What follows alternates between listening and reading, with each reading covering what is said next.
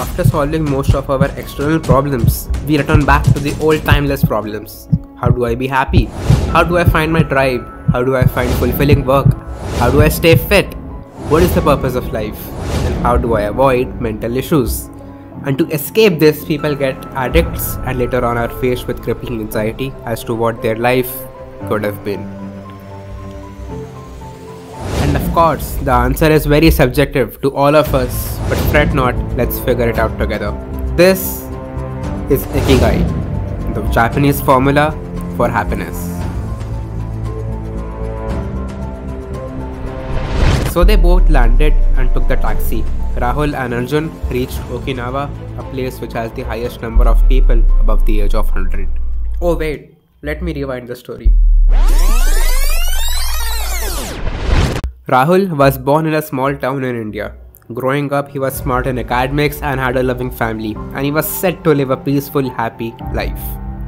And of course, his family urged him to study hard, get into a good college, get a cushy job, and live a comfortable life.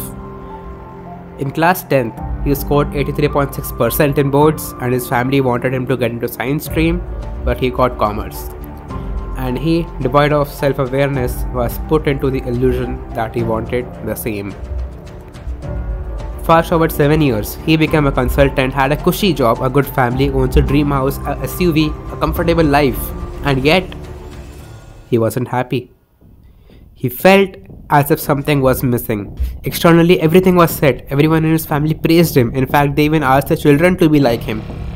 But for Rahul, it was anything but that for Rahul. As the years kept slipping by, he became increasingly more frustrated, unhappy, grumpy, and had a hard time living his life. He succumbed to many mental illnesses and often had thoughts of ending his life. Externally, everything was so perfect, and internally, it wasn't. Until he remembered his childhood friend Arjun. Arjun was also a bright but mischievous student. He was now a scientist, and although he wasn't rich, but he was living a happy, peaceful life. Internally, this time. Rahul scrambled, took his keys, wore a jacket, and went to Arjun's home uninformed.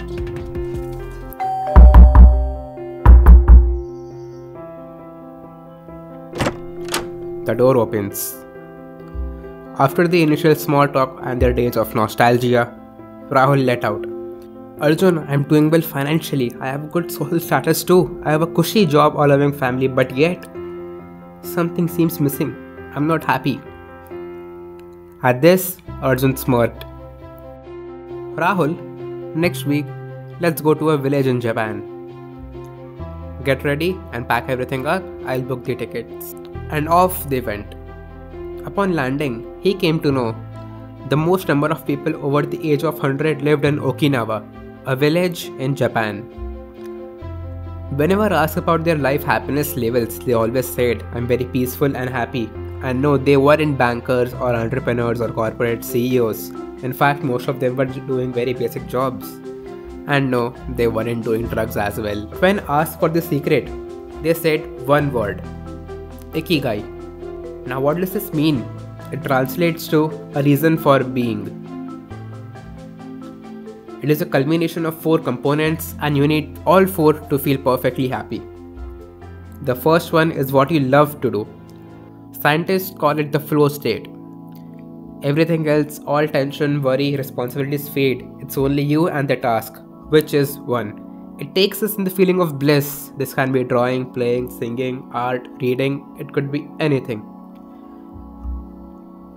Making documentaries on YouTube gets me into the flow state. The second component is a very important one objectively.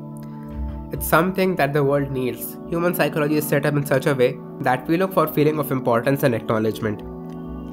And to know when we are needed and are playing an important part. The lack of this feeling causes most big things in a person's life, from divorce to mental health issues to a feeling of regret. Third component is something that you can get paid for. Now many will say, oh, you don't need money to be happy. Money is evil. Rich people aren't happy. Boss, you need to watch this video. Let's face it, in today's world, beyond a certain point, money will not add to your happiness, but money will take away the most common reasons of unhappiness. Without money, food, shelter, and even the basic human needs aren't fulfilled. You need to get paid well enough to live a comfortable life so you aren't constantly stressed about how to manage the bills. And this amount will be different for different regions. The fourth thing is something you are good at. And this doesn't mean that you are born champion in a certain skill. It just means you have either the obsession to make it big or the natural inclination in your personality. This is of course very subjective. You will require large amounts of self-awareness to figure it out. For example, for me, I hate doing manual, repetitive, boring work, and I love working on creative challenges. I can even work at them for 18 hours a day, and I'd be happy doing that. Now, if you don't have all four, this is what we have arrived at: passion, mission, profession, and vocation. At the end, I have a very good resource for you.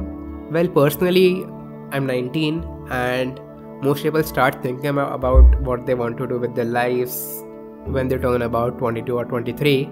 But thank God I stumbled upon all of this by sheer luck.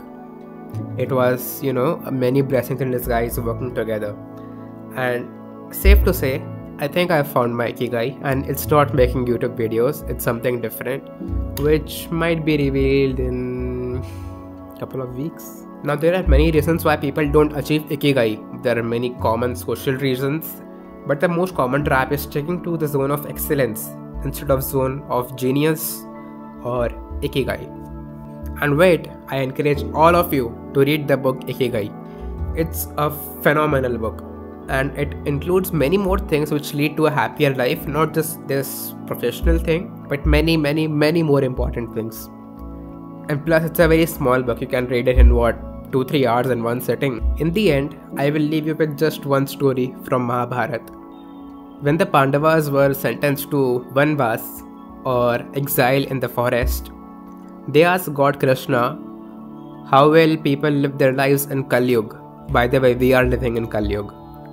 The message Krishna gave them was, in Kali Yuga, most people will spend their lives, in fact destroy their lives in Moh Maya. Subscribe for many more sexy educational documentaries. Share this with your friends, with your family, and I'll see you in my next video. Take care.